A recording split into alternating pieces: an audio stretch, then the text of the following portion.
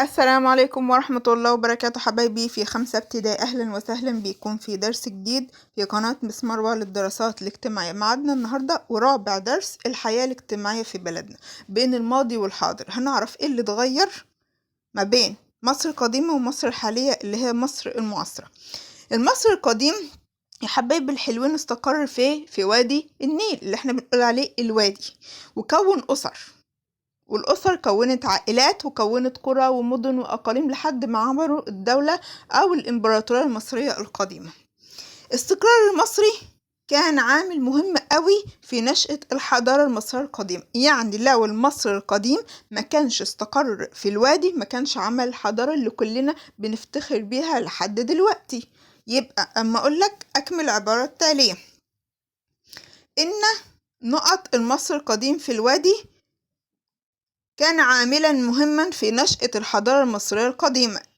ايه اللي كان عامل مهم ساعد في في نشأة الحضارة؟ طبعا هنقول استقرار المصري القديم. طيب لما اقولك صح او غلط، كان تنقل المصري القديم من مكان لآخر عامل مهم في نشأة الحضارة المصرية القديمة؟ طبعا عبارة خاطئة. العبارة الصح ان استقرار المصري هو اللي ساعده انه يعمل حضارة عظيمة. تعالوا بينا نشوف شكل الحياة الاجتماعية، ازاي كان شكل الأسرة، ازاي كان شكل المجتمع المصري القديم. ودلوقتي برضو هنعرف الفرق ما بين مصر القديمة ومصر المعاصرة أو مصر الحديثة. طبقات المجتمع في مصر القديمة كانت عبارة عن 4 طبقات. 4 طبقات، طبقة والتانية والتالتة والرابعة. زي ما احنا شايفين كده في الشكل ده، عبارة عن هرم. الهرم ده أول طبقة فيه أو القاعدة الأولى اللي هي رأس الهرم الملك وأسرته. الملك ده اللي بيحكم البلاد، يعني بيدير شؤون مصر القديمة. الملك مع أسرته، زوجته وأولاده. طيب تاني طبقة في المجتمع المصري القديم اللي هي اللي تحت الملك على طول، الوزير، اللي هو زي بيساوي دلوقتي رئيس الوزراء في مصر الحالية. الوزير وكان معاه كبار الكهنة اللي مسؤولين عن إقامة الشعائر الدينية في المعابد، ومعاه حكام الأقاليم اللي هم بينوبوا عن الملك في حكم الأقاليم، اللي هو دلوقتي بالظبط زي المحافظين. مش دلوقتي في كل محافظة من محافظات مصر محافظ بيدير شؤونها، زمان برضو كانت مصر عبارة عن أقاليم، كل إقليم بيدير شؤونه حاكم. طيب في الطبقة التانية معانا كمان قادة الجيش المصري كان له قادة. دول كانوا في الطبقة التانية من المجتمع المصري القديم، ومعهم الكتبة اللي هم موجودين في الإدارات المختلفة. إدارة العدل مثلا، عندي في إدارة المالية، الإدارات المختلفة كان في كتبة بيديروا شؤونها وبيساعدوا الناس إن هم يخلصوا مصالحهم أو شؤونهم. تالت طبقة معانا صغار الموظفين والتجار وكبار الحرفيين. يعني الإدارات المختلفة فيها كبار الموظفين، الكتبة دول في الطبقة التانية. طيب اللي أقل منهم في الطبقة مين؟ صغار الموظفين. ومعانا التجار، الناس اللي بتبيع وتشتري في الأسواق المصرية. ومعاهم كبار الحرفيين زي قادة الحرفيين. لكل حرفة كان كان في كبار الحرفيين، الناس اللي مشهورة، الناس اللي عندها خبرة في مجالها الحرفي اللي كانوا شغالين فيه. طيب يا حبايبي الحلوين، رابع طبقة معانا الناس اللي بتشتغل في الزراعة اللي هما بنسموهم المزارعين أو الفلاحين، والناس اللي بتشتغل في الرعي. دي اللي هي وظيفة رعي الحيوانات. دي موجودة في الصحراء المصرية، سكان الصحراء المصرية اللي هم البدو. معاهم الناس اللي شغالين في الصيد، الصيادين اللي بيصطادوا الأسماك. ومعاهم صغار الحرفيين. لما أقولك هنا كان المجتمع المصري القديم منقسم إلى كام طبقة؟ 4 طبقات. معانا الطبقة الأولى الملك وأسرته، برافو. والطبقة التانية الوزير، ومعاه مين؟ كبار الكهنة وحكام الأقاليم وقادة الجيش والكتبة. طيب فاضل كام طبقة؟ فاضل طبقتين. الطبقة التالتة وديت بتتكون من مين؟ صغار الموظفين والتجار ومعهم كبار الحرفيين. الحرفيين اللي هي الحرف، المهن المختلفة، اللي هم مثلا الحدادين، الخبازين، الدباغين. طيب معانا كمان طبقة رابعة، ودي آخر طبقة من طبقات المجتمع المصري القديم، اللي هي بتتكون من العاملين بالزراعة والرعي والصيد وكمان صغار الحرفيين. لكل طبقة دور مهم. يعني الطبقات دي كلها مهمة بتكمل بعض، يعني طبقة الملك وأسرته بيكملها الوزير وكبار الكهنة، بيكملهم صغار الموظفين والتجار، بيكملهم الناس اللي بتشتغل في الزراعة والرعي والصيد، وكمان صغار الحرفيين. هل نقدر نستغنى عن طبقة منهم؟ لأ. كل الطبقات ديت عملت المجتمع المصري، وساهمت في نشأة الحضارة المصرية القديمة. ما نقدرش نستغنى عن طبقة منهم. كلهم كانوا بيشتغلوا وبيجتهدوا وبيتعاونوا مع بعض عشان يعملوا يعملوا حضارة، يعملوا مجتمع متقدم. كانوا بيشتغلوا دون تمييز، يعني كلهم بيساووا بعض في الحقوق والواجبات، مفيش طبقة منهم بتتميز عن التانية في حاجة. هم بس ترتيبهم كده نتيجة عوامل اجتماعية، لكن مفيش ما بينهم تمييز. يعني الملك وأسرته كانوا بيشتغلوا وكانوا بيديروا شؤون البلاد، واللي بيساعدهم الوزير وكبار الكهنة وحكام الأقاليم ومعهم قادة الجيش والكتبة.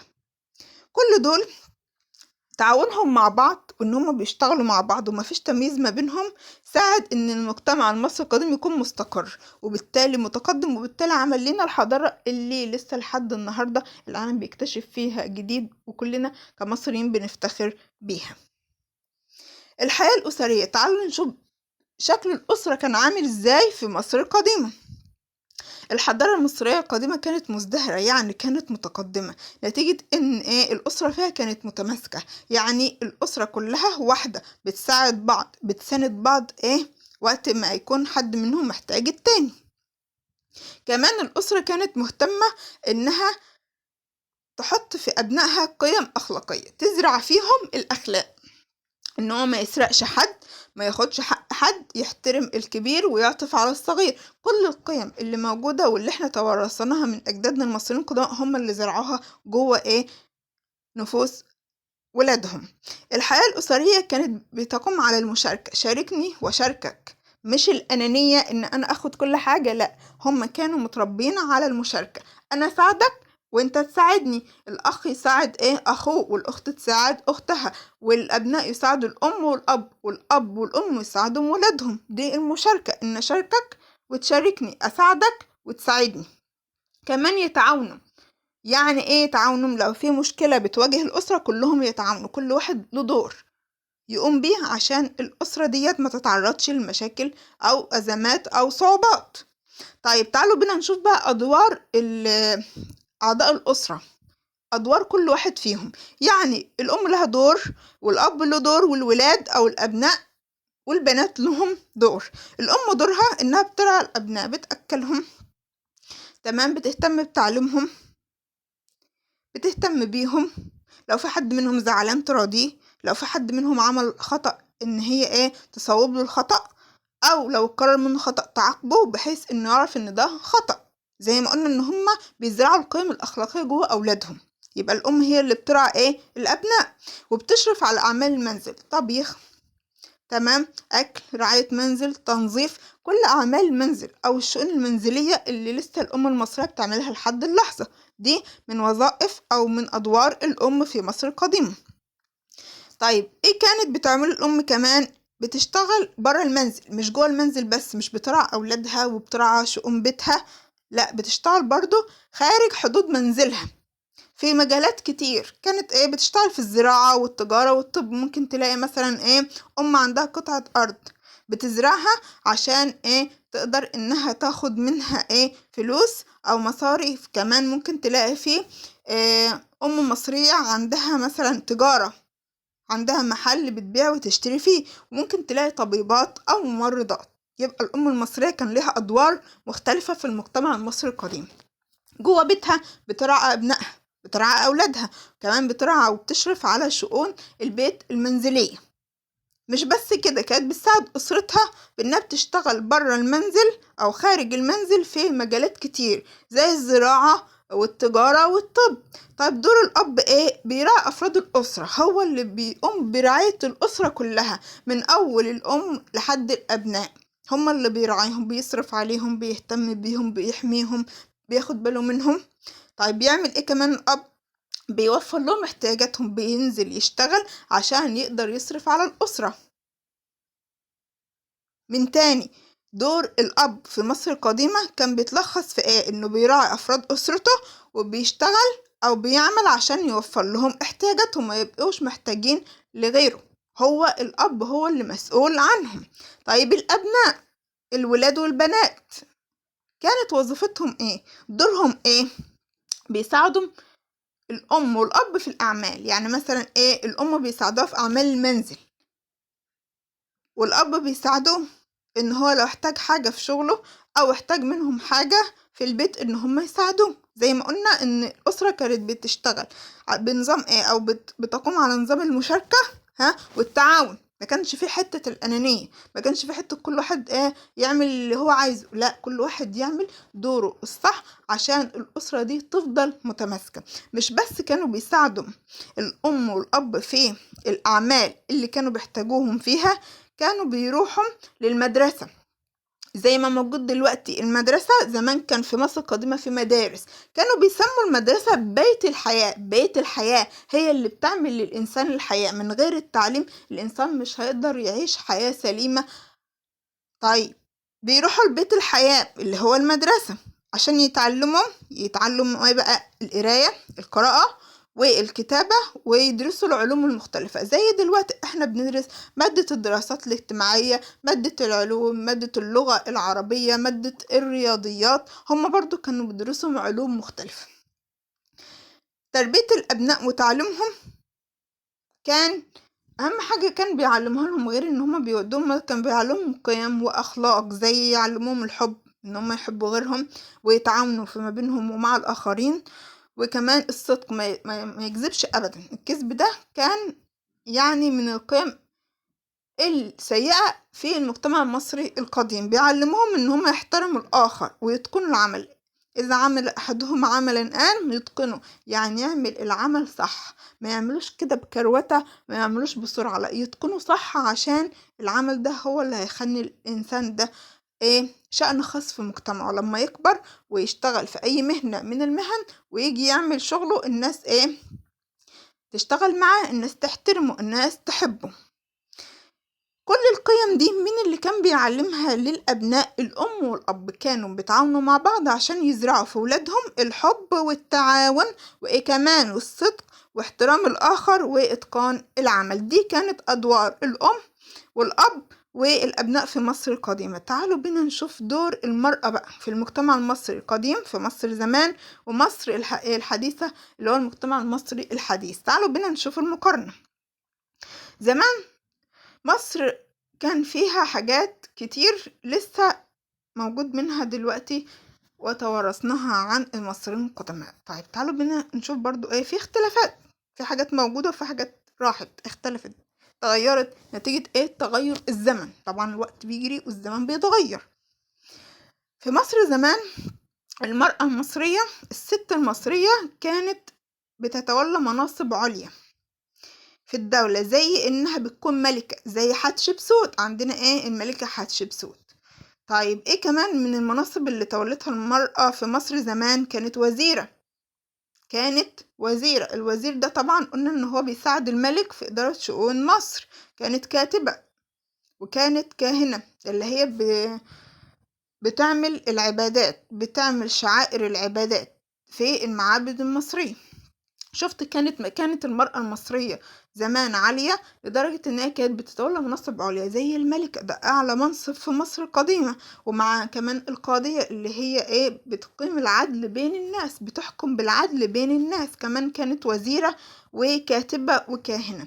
كان ليها الحق في الميراث، إن هي مثلا لو لها ورث تاخده، ما يتقطعش عنها، لها كامل الحقوق في الميراث والبيع والشراء. زي ما قلنا ان كانت الام المصرية ممكن تشتغل برا المنزل في مهن ومجالات مختلفة زي التجارة، ان هي تبيع وتشتري، لها الحق انها تكون لها شغلها الخاص تبيع وتشتري. كانت محل احترام، الناس كانت بتحترمها، المجتمع المصري كان بيحترم ويقدر المرأة لأنها جزء منه. طيب تعالوا بينا نشوف دور المرأة بقى في مصر الحديثة. مصر الحديثة ادت للمرأة مكانة كبيرة. في الوقت الحالي المرأة المصرية لها مكانة كبيرة داخل مجتمعها المصري، عشان كده بقت بتاخد مناصب زي ايه وزيرة، في وزيرات موجودين في الحكومة المصرية، كمان قاضية تبقى موجودة وتحكم بين الناس بالعدل. زي مصر القديمة كان في ايه قاضية، ودلوقتي برضو لسه المنصب ده بتتولاه طبعا ايه المرأة المصرية. المرأة المصرية دلوقتي بتشارك، بتبقى عضوة في مجلس النواب، ممكن تكون عضوة في مجلس الشيوخ، وممكن تكون ايه موجودة في حزب من الأحزاب السياسية اللي موجودة.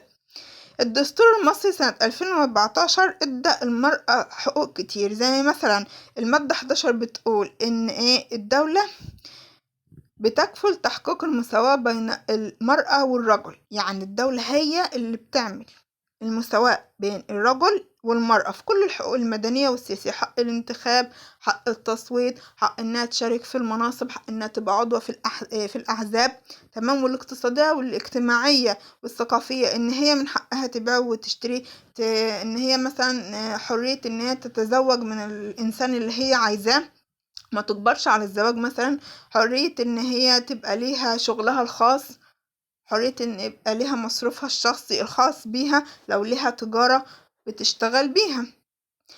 وكمان ممكن ان هي تبقى كاتبة. دلوقتي طبعا عارفين ان في ايه كتاب مصريين بيبقوا موجودين كل سنة في معرض القاهرة الدولي للكتاب، بيبقى موجود كتاب، في كاتبات.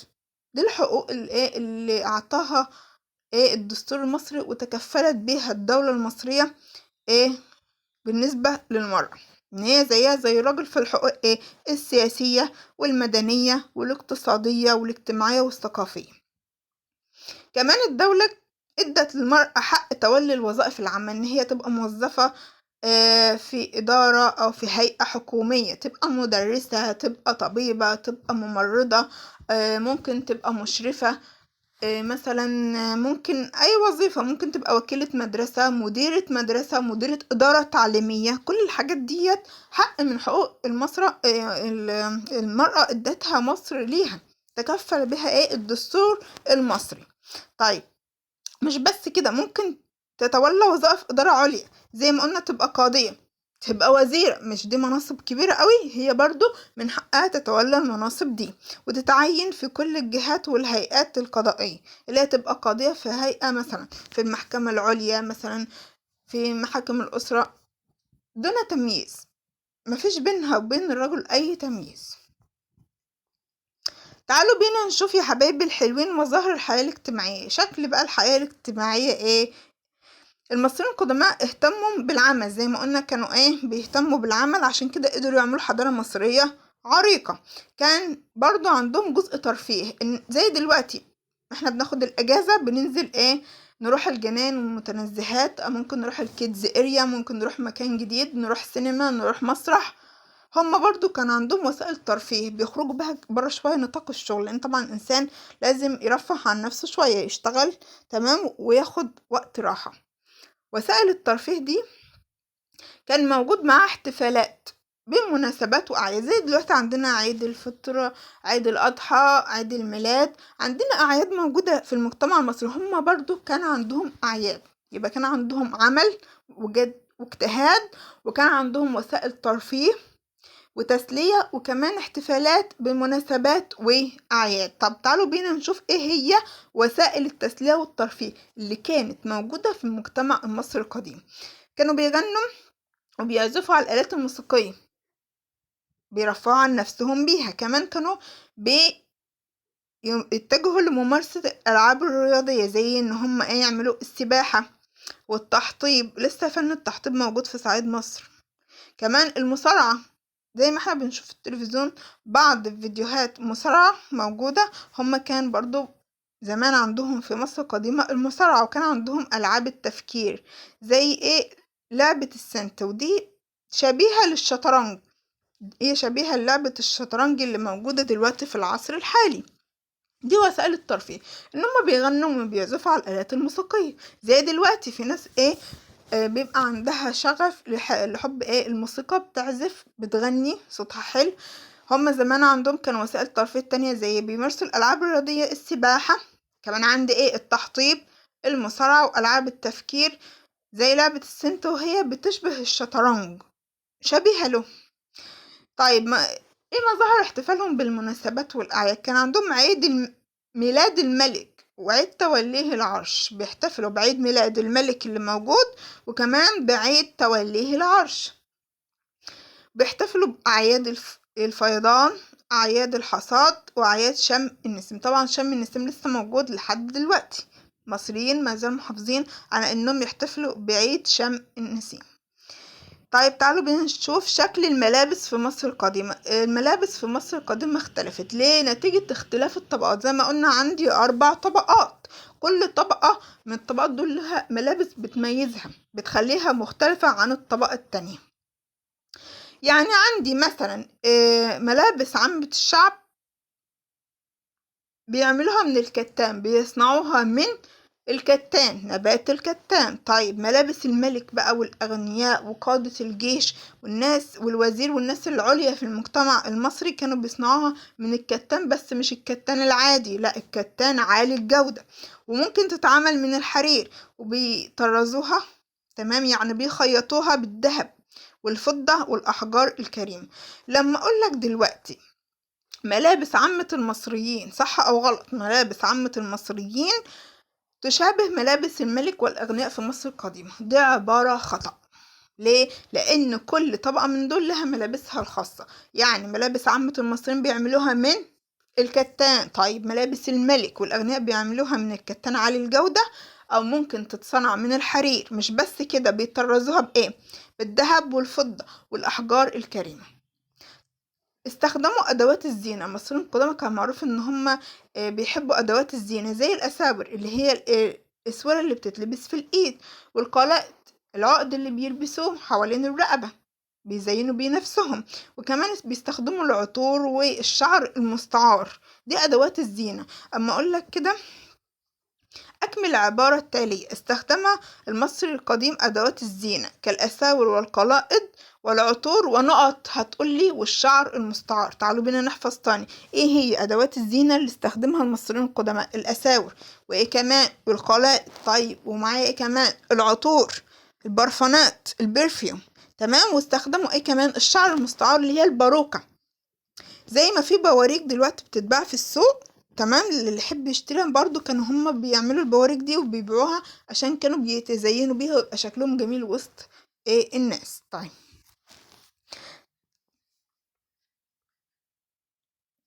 كده حبايبي الحلوين خلصنا درس النهاردة. ما تنسوناش في اللايك الجميل والاشتراك في القناة وفعلوا الجرس عشان توصلكم الدروس والحصص اللي جاية. اشوفكم قريب جدا في فيديو جديد ودرس جديد. كانت معاكم مس مروة، والسلام عليكم ورحمة الله وبركاته.